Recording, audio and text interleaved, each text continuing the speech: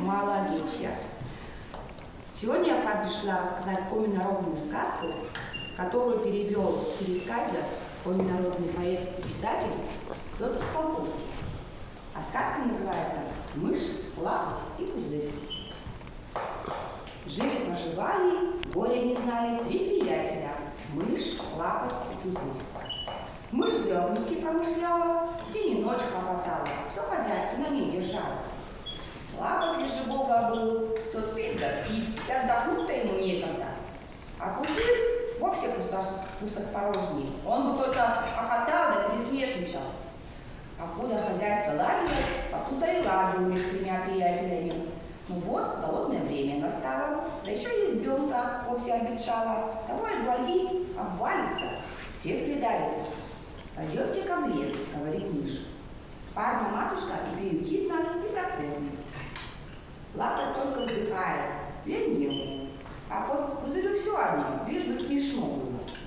Но делать нечего, все же отправились приятели в лес. А до него добраться надо перейти речку. Он хоть и не широк, да быстро точен, утонуть можно. «Надо мосток строить», — говорит мышь.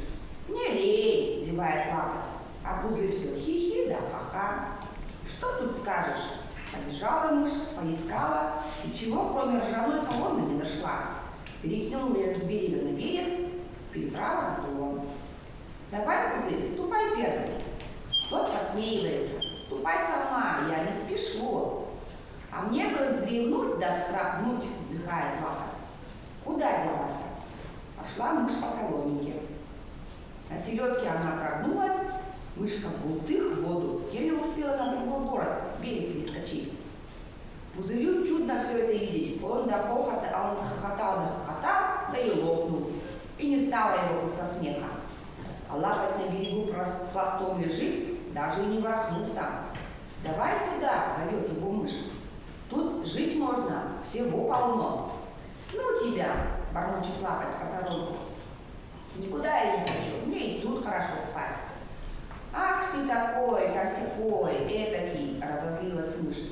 «Никуда ты не годишься, разве что шалаш из тебя выйдет». Сказала так, подумала и сделала. Хороший дом из лаптя получился.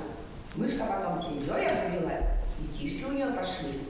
В ленивом лапте всем вместе жить хорошо.